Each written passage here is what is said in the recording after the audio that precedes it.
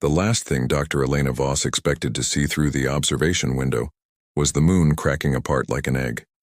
It happened in silence. That was the part that would haunt her afterward, not the light, not the tremor that rippled through Luna Orbital Station's hull, but the silence.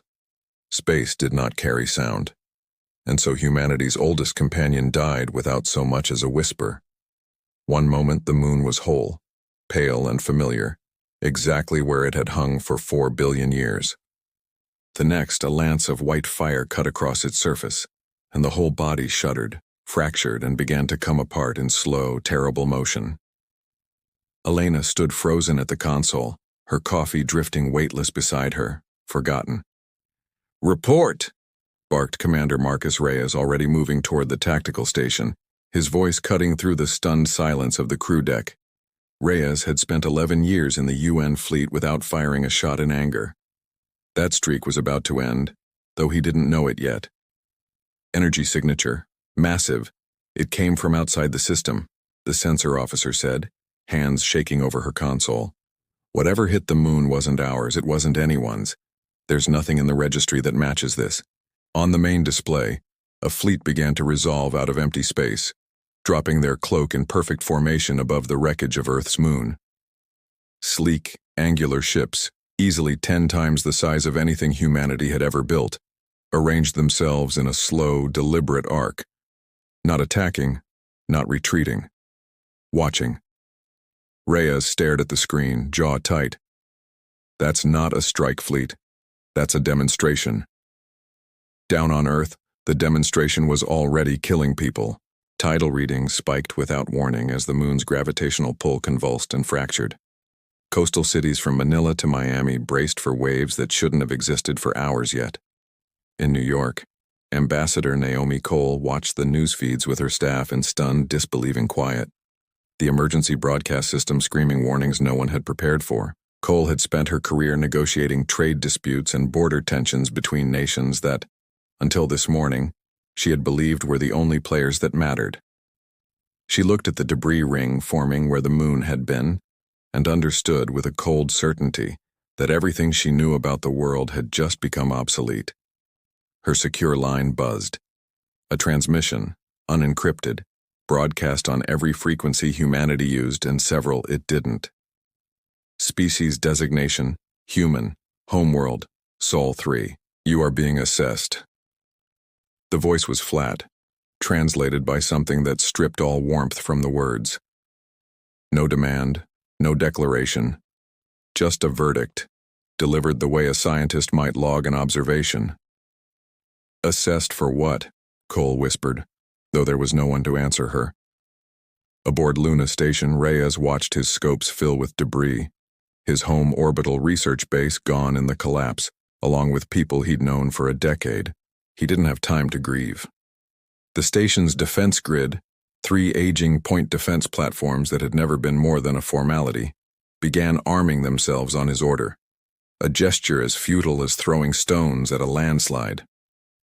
"Sir, we can't fight that," his tactical officer said quietly.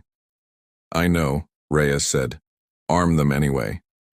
It was Elena who noticed the second transmission arrive 12 minutes later, buried in a data burst so precisely targeted that it bypassed every relay and landed directly in the station's private research terminal, the one only she had access to. She almost didn't open it. Every instinct told her not to, but her name was in the header. To the bloodline of Voss, an invitation to Threxian Prime is extended. Come and understand what you have forgotten. Elena read it 3 times, her hands cold. She had never once in 34 years of life encountered anything to suggest her family was anything but ordinary. Her mother a teacher, her father an engineer, both gone now, both entirely, achingly human. She had no explanation for why an alien fleet capable of shattering a moon would know her name, let alone address her like something they'd been waiting for. "Reyes," she called, voice unsteady. "You need to see this." He crossed the deck in 4 strides and read over her shoulder. His expression didn't change, but something in his eyes sharpened. "Who else knows about this?" "No one. It came in on my private channel." "Keep it that way." He looked back at the fleet hanging silent above the wreckage of the moon, thousands of kilometers away, and yet close enough that its shadow seemed to fall across the entire station. Whatever this is, Doctor, it didn't start today. Something's been going on a lot longer than we knew. Elena thought of the strange encrypted files she'd stumbled across years ago in a defense research archive. Files she'd been told to forget about. Files connected to a black-budget program she'd never been cleared to access. She'd assumed it was bureaucratic nonsense. Now she wasn't sure of anything. On the ground, chaos deepened by the hour. Riots broke out in cities already reeling from tidal flooding. World governments scrambled to coordinate a response and found, for the first time in generations, that they had no idea who was actually in charge of anything anymore. Cole worked 18-hour shifts, trying to hold together an emergency coalition session, watching delegates argue about jurisdiction while the sky itself had become a battlefield. None of them understood. In a windowless facility beneath a decommissioned airbase in Nevada, a man named Director Kessler watched the same footage on a bank of monitors, his expression unreadable. Unlike everyone else on the planet, he was not surprised. He picked up a phone that connected to a line that officially did not exist. "Wake the others," he said. "It's starting." No one asked him what it was. No one but Kessler and a handful of people in that building knew that humanity's ignorance of the wider galaxy had never been an accident.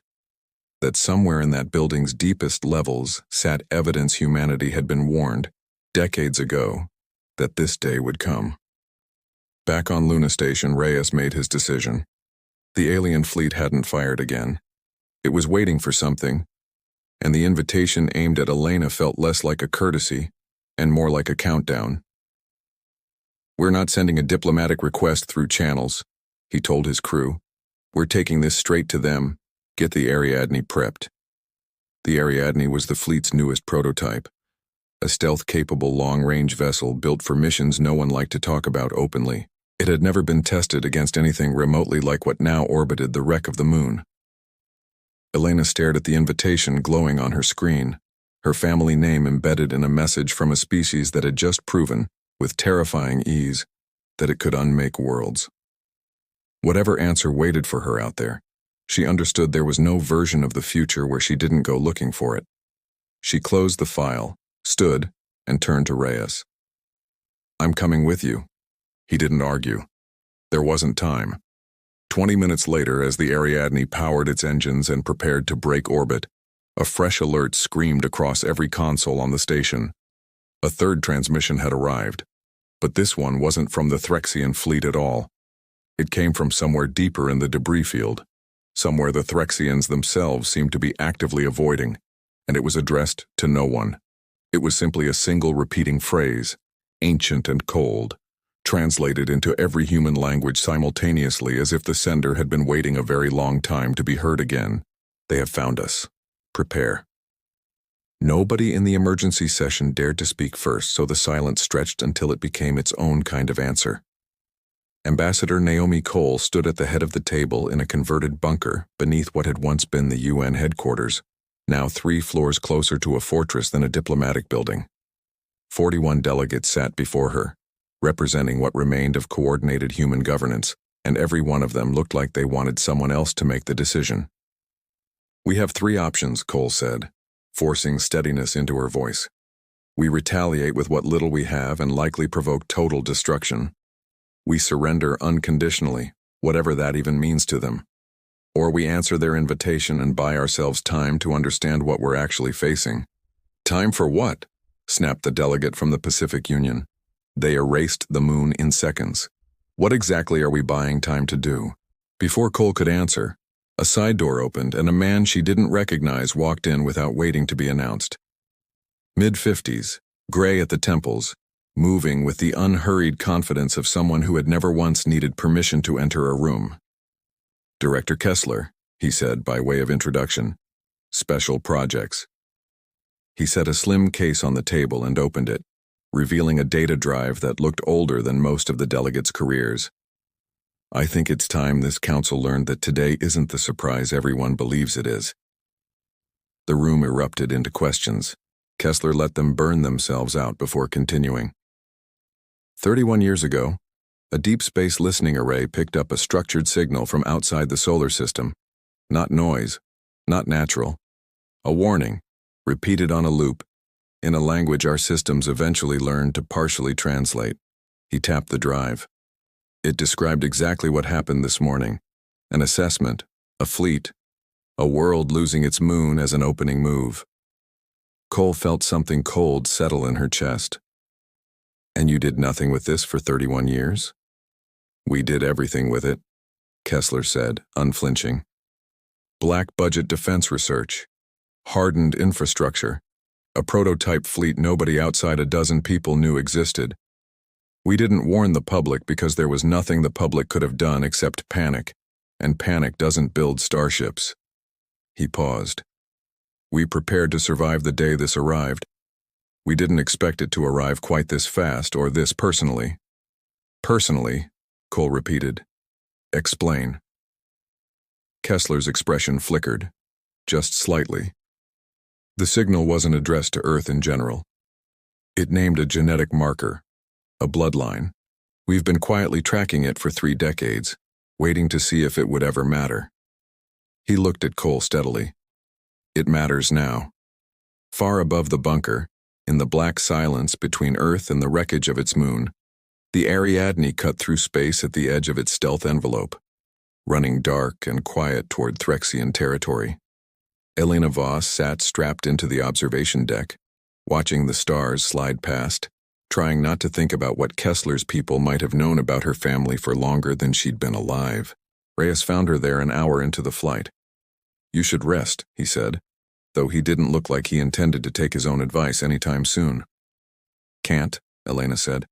Marcus, they knew my name before I did anything to earn it. That doesn't happen by coincidence. No, Reyes agreed. It doesn't. He sat across from her, elbows on his knees. For what it's worth, whoever your family was, they didn't raise a coward. You volunteered to walk into an alien capital with less protection than a diplomatic courier usually gets. That says something. Elena managed a thin smile. Or it says I'm an idiot. Those aren't mutually exclusive. The moment of levity didn't last. An alert chimed from the cockpit, and the pilot's voice crackled over the comm, tight with tension. Commander, we've got something on long-range scan. It's not Threxian. Reyes was moving before the sentence finished. On the main display, a shape resolved out of the dark. Not a fleet, but a single vessel, larger than anything in the Threxian formation they'd seen above the moon, its hull etched with patterns that seemed to shift and reform as if the ship itself were alive. IFF's coming back blank, the pilot said. No registry match, no transponder, it's just there. Hold position, Reyes ordered. Do not engage, it didn't matter. The strange vessel moved first, closing the distance in seconds, faster than physics should have allowed for something its size. A tractor field enveloped the Ariadne before anyone could react, and the ship's engines died as if a switch had been flipped. We're being pulled in, the pilot said, voice climbing toward panic. I can't override it.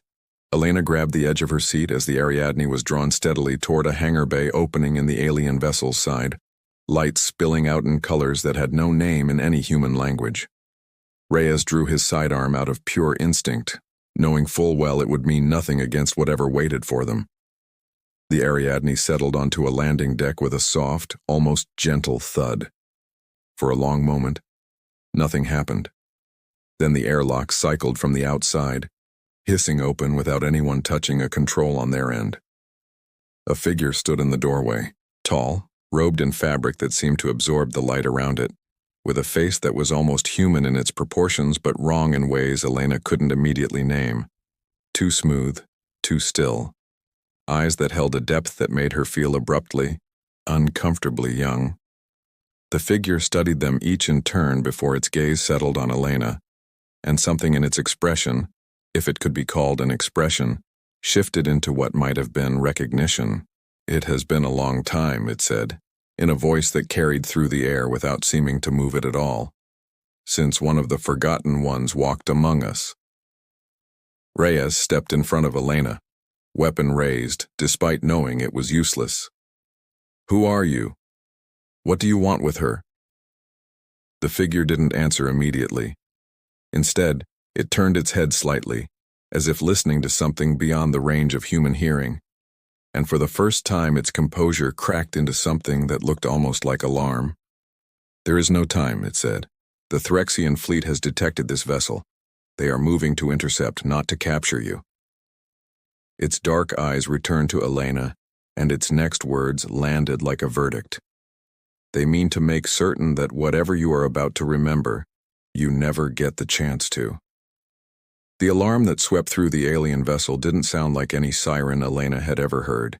It was a low, resonant tone that seemed to vibrate in her bones rather than her ears, and it meant exactly one thing: they were out of time.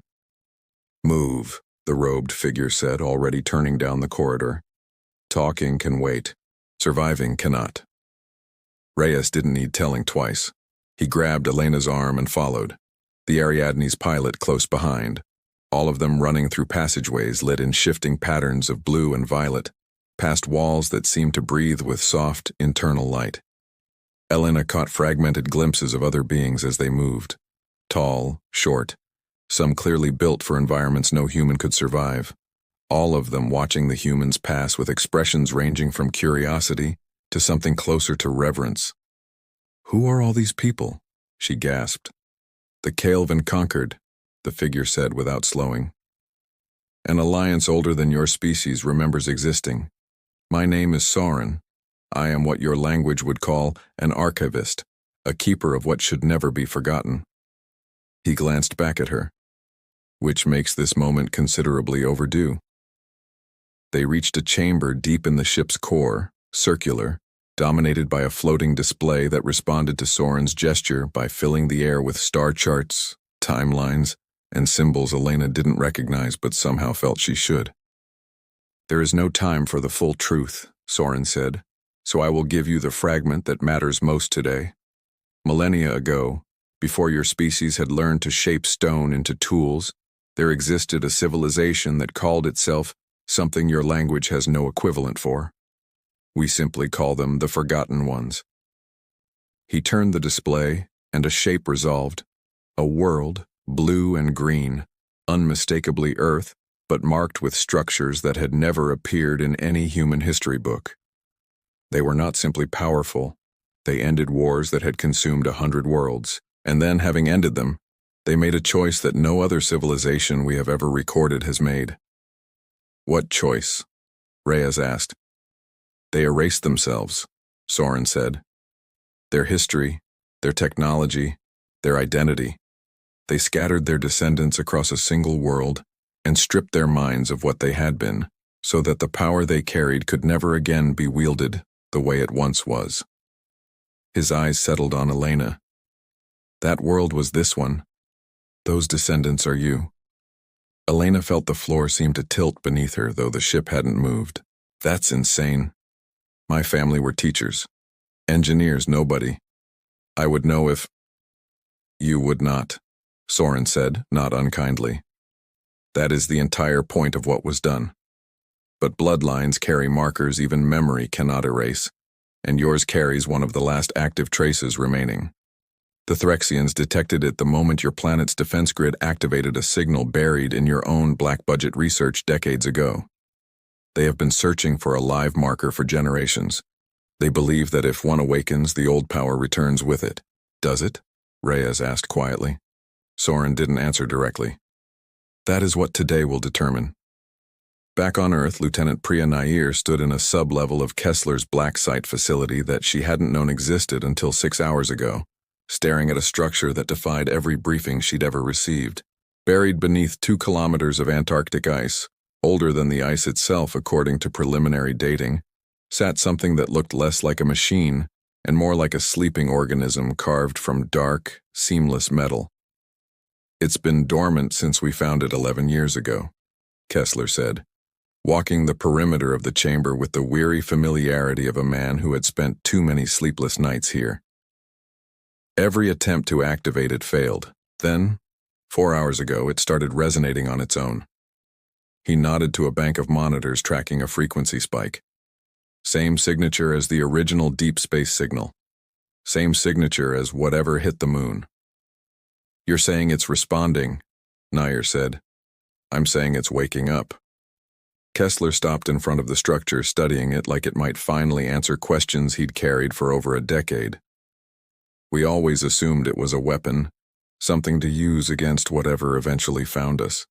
But weapons don't hum like this, they don't wait. He looked at Nair. I think it's a beacon. I think it's been waiting for something specific, and I think that something just left orbit on the Ariadne. Nair felt the weight of that settle heavily. Elena Voss. Whatever she is, Kessler said, she's the key to whatever this is, and we have no idea if turning that key opens a door or detonates a bomb.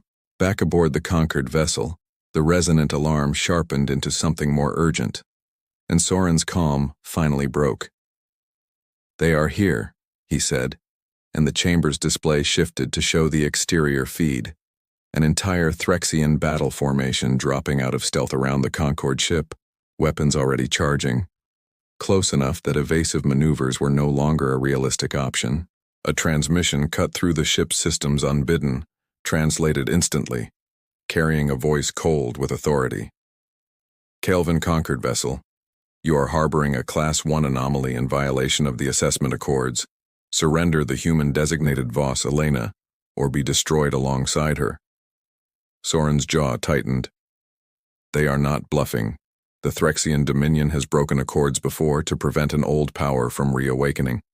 They will not hesitate to destroy this entire vessel, all souls aboard, simply to be certain.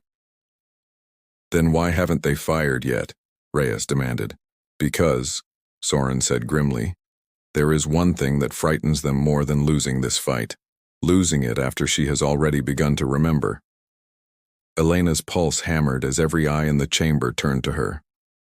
Remember what? I don't know anything. I don't have some ancient power hiding inside me. I'm a scientist. I study lunar geology. The floating display flickered, unprompted, and a fragment of symbol language bloomed across it, responding not to Soren's gestures but to something else entirely. Soren stared at it, then at Elena, with an expression Elena had not yet seen on his strange, ancient face. Fear. That response, he said slowly, was not triggered by me. Outside, the Threxian fleet's weapons array reached full charge, red targeting light sweeping across the Concorde vessel's hull like a blade waiting to fall, and the cold voice returned over the comm, no longer offering terms. 10 seconds to compliance. Then this ends the only way it ever could have. 10 seconds felt like an eternity, when the only sound in the chamber was the low, rising whine of Threxian weapons charging outside the hull. Soren moved first, slamming his hand against a control that sent the display collapsing into darkness. Brace, he said, and the ship lurched violently as it broke away from its position, engines flaring in a maneuver that threw everyone against the walls. I thought you said evasive maneuvers weren't an option, Reyes shouted over the groan of stressed metal. They are not, Soren said, gripping a stanchion to keep his footing. But dying while trying costs us nothing further. Outside, the first volley of Threxian fire lanced past where the conquered vessel had been a heartbeat earlier, close enough that the shockwave rattled the hull plating. Reyes, watching the tactical display flicker back to life, saw something he hadn't expected. The Concorde ship, for all its ancient strangeness, moved with a grace that outclassed anything the Threxian fleet could manage. It simply hadn't wanted to fight until now. Get me eyes on the Ariadne, Reyes said. If we're going down, I want a shot at getting Elena clear first. No, Elena said, steadying herself against the wall. I'm not running while people die trying to protect me. Soren, that display reacted to something in me. If there's any chance that's useful right now, I need to understand it, not hide from it. Soren studied her for a long moment, weighing something Elena couldn't read. Then he nodded once and pressed his palm to a section of wall that dissolved into a smaller alcove, revealing a single seat surrounded by threads of light that pulsed gently, almost like a heartbeat. This will not grant you power, he warned. It is an archive, not a weapon. It may only show you fragments, but fragments may be enough. Reyes caught her arm before she could step forward. Elena, You don't know what this does to a person. Neither do I, she admitted. But right now nobody on this ship has a better idea, and we're out of time to look for one. She sat. The threads of light closed gently around her, and her vision dissolved into something that wasn't quite memory and wasn't quite dream. Flashes of a world scorched by war, of a species that stood taller and grimmer than any human history she knew, of a moment of terrible final choice made not out of weakness but out of something that looked, impossibly, like mercy. She gasped as it released her, breathing hard, tears she hadn't noticed forming now sliding down her face. They didn't lose, she said, voice shaking. The war before the erasure, they didn't lose it. They won, so completely that if they'd kept going, they would have become exactly what they'd just destroyed. So they stopped. They gave it all up, rather than become that. She looked up at Soren. Why would anyone do that? Because power without restraint, Soren said quietly, is simply the beginning of the next tyranny. Your ancestors understood that better than any civilization since. He hesitated. It is why the Threxians fear you so deeply, not because you might destroy them, because you might choose not to, and prove that restraint was possible all along, something their entire doctrine depends on denying. Before Elena could respond, the ship rocked again under a direct hit, alarms blaring across every system. On the tactical display, the Threxian fleet was tightening formation, preparing a coordinated strike that even the Concord vessel's evasive grace wouldn't survive for long. "Sir!" The Ariadne's pilot called from the adjoining console, patched into what remained of the Concord ship's communications array. "I'm picking up an encrypted burst, Threxian internal channel, not meant for us. Someone's leaking fleet coordinates." Reyes leaned over the display as coordinates populated across it, revealing gaps in the Threxian formation that shouldn't have existed by accident. "Someone on the inside wants this fight to go differently." A new voice cut into the channel, translated with a faint, deliberate distortion meant to mask its origin.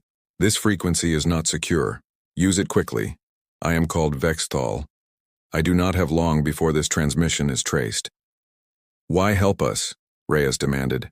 "Because I have watched my dominion assess 41 species into extinction in the name of preventing a myth from returning," Vexthal said, voice tight with something between anger and exhaustion. "I do not know if your Elena Voss is what the old stories claim, but I know that killing an entire species out of fear of a story is not strength. It is cowardice wearing armor." A pause. "The coordinates I have sent expose a gap in the flagship's shield rotation. It will not last. Use it or lose it." The channel cut before Reyes could respond. He looked to Soren, who was already redirecting the Concord vessel's course toward the gap in the Threxian line. Far below, on Earth, the Antarctic structure's resonance spiked violently, alarms screaming through Kessler's facility as readings surged past every threshold his instruments had been calibrated for. "It's not just responding anymore," Nair said, staring at the display in disbelief. "It's reaching. Whatever's happening up there, this thing is trying to connect to it." Kessler's voice was grim. "Then we'd better hope it knows what it's doing, because we sure don't." Aboard the Concord vessel, the gap in the Threxian formation opened just as Vexthal promised, and Soren drove the ship through it with a burst of speed that pressed everyone hard into their seats. For one brief moment, it looked as though they might actually break free. Then the Threxian flagship, larger than every other vessel in the fleet combined, turned its full attention toward them, and a new transmission arrived. Not from Vexthal, not from the fleet commander who had issued the earlier ultimatum, but from something far above either of them in the Dominion's chain of command. "Abandon pursuit of the Concord vessel. New orders, effective immediately. All available forces redirect to Sol system coordinates. Target, Earth's primary population centers." Reyes felt the blood drain from his face as the implication landed. "They're not trying to stop what's happening here anymore," he said hoarsely. "They've decided it's already too late for that." He looked at the display, at the massive fleet beginning to break away and set a new, terrible course. "They're going straight for home. 9 hours. That was how long Ambassador Naomi Cole had to turn 41 bickering delegations into something resembling a single nation. before the Threxian fleet arrived in Earth orbit. She didn't sleep. She didn't eat, except for what her aide forced into her hands between sessions. She stood in front of the Emergency Council for the 9th time that day and said the same thing in 9 different ways, because the alternative was watching humanity die divided.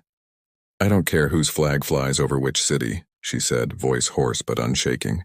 "In 9 hours, none of that will matter unless everyone in this room agrees right now to fight as one command structure, one fleet, one chain of authority.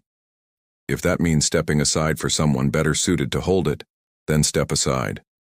If it means putting rivalries behind us for the first time in human history, then do it today, because there will not be a tomorrow to fix it later." Silence. Then, one by one, hands began to rise. Not in agreement exactly, but in surrender to the only option that made any sense. By the end of the hour, Earth had something it had never possessed before. A single unified defense command, built in desperation, held together by nothing but the shared understanding that fracture meant extinction. Kessler's voice crackled over Cole's secure line an hour later. "The structure in Antarctica is fully active. We don't know what it's going to do when the fleet arrives. We don't know if it's a shield, a weapon, or nothing at all. Then we defend the old-fashioned way, in case it's nothing," Cole said. "Every ship we have, every platform, everything." It wasn't enough, and everyone knew it. Humanity's combined defense fleet, gathered in desperate haste around the ruins of its own moon, looked pitiful against what descended from the dark 6 hours later, an armada that blotted out stars as it arrived, weapons already primed, moving with the calm inevitability of a verdict already decided. Aboard the Concorde vessel, racing back toward Sol space at the edge of its engine's tolerance, Reyes watched the scale of the incoming battle resolve on the display and felt something in his chest go cold and still. "We're not going to make it in time," he said quietly. "We may not need to arrive in time to matter," Soren said. "Elena's connection to the archive is not finished. If there is a version of your ancestors' power that can still be called upon, it will not come from a starship. It will come from her." Elena, still pale from the first archive session, forced herself upright. "Then patch me back in. Now." She didn't get the chance. The Threxian flagship opened fire on Earth's capital cluster first. Not a warning shot, not an opening salvo meant to intimidate, but a full, merciless strike meant to break humanity's will in a single blow. Cole watched from the command bunker as the feeds went dark across 3 major cities at once. Casualty estimates climbing past anything she could process, and somewhere in that collapsing wall of numbers was a name she recognized. General Okafor, the officer who had stood beside her through every impossible hour of the last 2 days. Gone in an instant, along with everyone at the forward command post he'd insisted on holding personally, so junior staff could evacuate first. Cole didn't have time to grieve. She had a fleet to hold together, and grief would have to wait its turn behind duty, the way it always did for people who couldn't afford to fall apart. But something in her hardened in that moment, something that would not soften again. "They wanted us broken," she said to what remained of her staff, voice like iron. "Tell every ship, every platform, every soul still fighting, we are not broken. We are just getting started." Aboard the Concorde vessel, Elena felt the moment Okafor died, though she couldn't have explained how. The archive, still partially open in her mind, seemed to shudder in sympathy with the grief radiating up from the planet below, and something in her snapped into terrible clarity. "Soren," she said, "put me back in, all the way this time, no half measures. It may cost you everything you understand yourself to be," Soren warned. "They're already taking everything," Elena said. "I'd rather lose it fighting than lose it hiding." Reyes gripped her hand once hard before she sat. "Come back to us," he said. It wasn't a command, it was closer to a prayer. The threads of light closed around her fully this time, and the chamber filled with a resonance that matched, note for note, the frequency screaming out of the Antarctic structure 200,000 kilometers below. On Earth, Kessler watched his instruments spike into territory no calibration had ever anticipated, and the ancient structure beneath the ice began, for the first time in 11 years of study, to visibly change. seams of light spreading across its surface like veins waking after a long sleep. She's connecting, Nair breathed. Whatever's happening up there, this thing is answering her. Aboard the Concorde vessel, Elena's body went rigid, her eyes open but unseeing, as centuries of buried memory poured through a connection that had waited millennia to be completed. Reyes watched helpless as her expression shifted through grief, horror, and something that looked, at the very end, like understanding. Then Earth's sky ignited. It wasn't an explosion. It was light without heat, spreading outward from the Antarctic structure in a wave that swept across the planet and up into orbit, wrapping around the human fleet, the Threxian armada, and the racing Concorde vessel all at once. Every screen, every sensor, every eye that could perceive it saw the same impossible thing. A shape forming in that light, vast and ancient, not a weapon, not quite a being, but something that had once been both and had chosen, long ago, to become neither.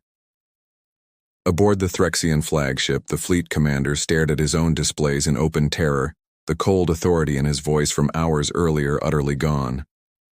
"Fleet-wide transmission," he ordered, voice cracking. All ships, immediate withdrawal." He never finished the order. The light resolved fully, hanging above Earth's ruined moon like a second dawn. And for the first time in recorded history, every ship in the Threxian Dominion's armada saw, unmistakably, humanity's true face. Nobody fired a single shot into the silence that followed. Not one Threxian gunner, not one human pilot with a finger hovering over a trigger.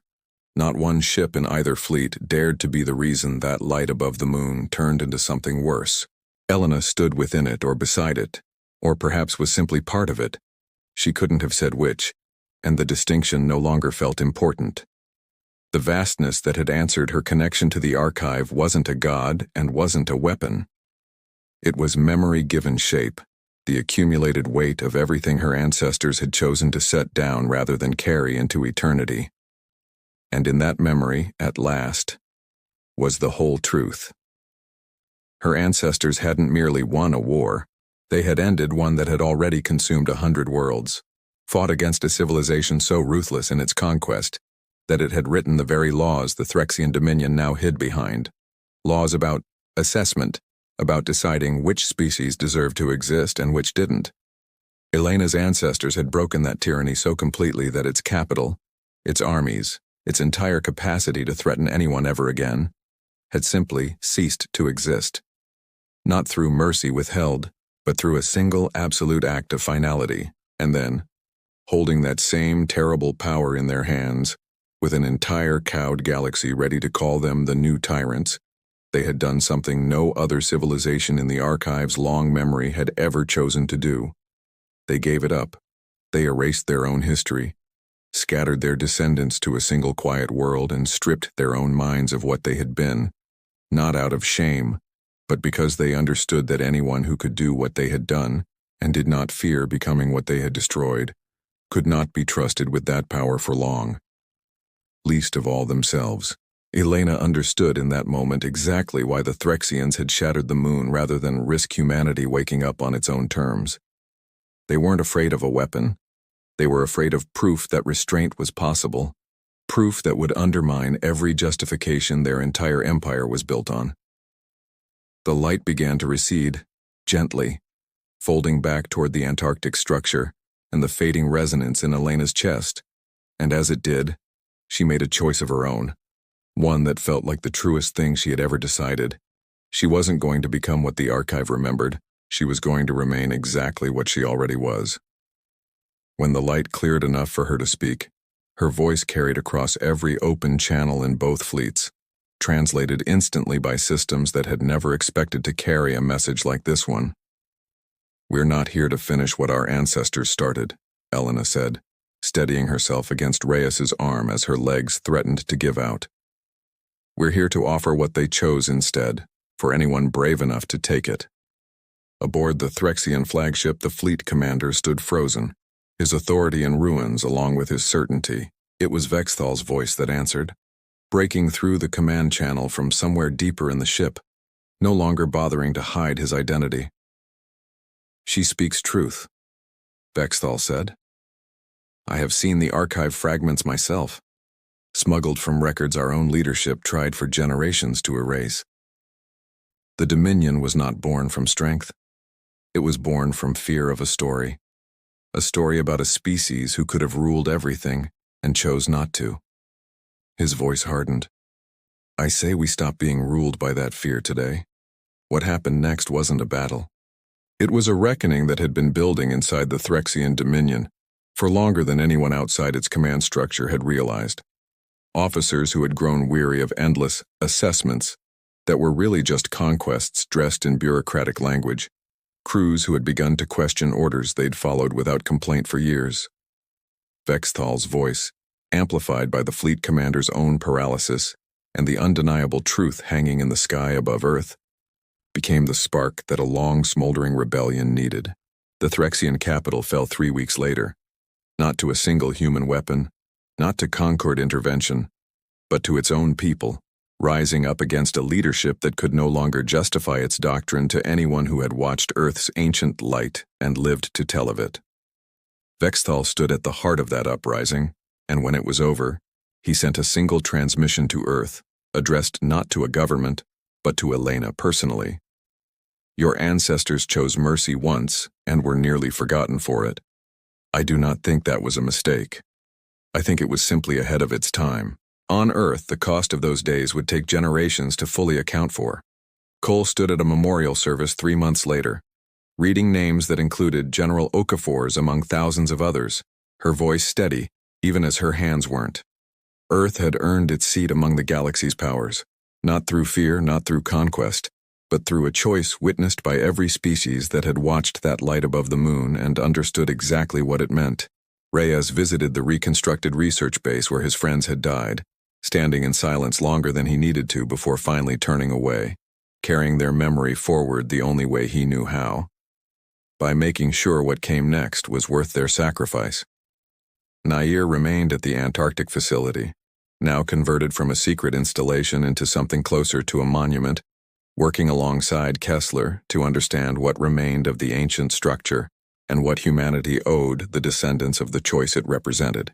And Elena, forever changed, carrying memories that weren't entirely her own but had become part of her regardless, chose, in the end, to return to the small research post where she'd started, studying rocks and orbits and the quiet mechanics of a universe that had once seemed so much smaller than it turned out to be.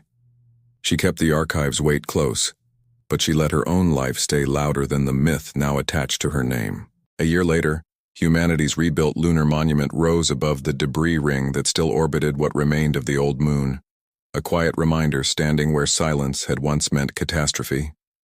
Engraved along its base, in every language spoken on Earth, was a single line recovered from an archive older than human memory itself, chosen deliberately as both an epitaph and a promise to whoever might one day come looking for humanity, the way the Threxians once had. We were given a choice once. We chose mercy. We would choose it again. We would. Elena stood beneath it on the anniversary of the day the sky had gone silent, Reyes beside her, Cole and Nair, and even a quiet, watchful presence that might have been Soren somewhere in the crowd gathered to remember. She didn't feel like the last thread of an ancient civilization.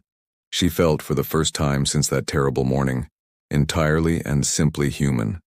And for the galaxy watching, that turned out to be the most powerful thing of all.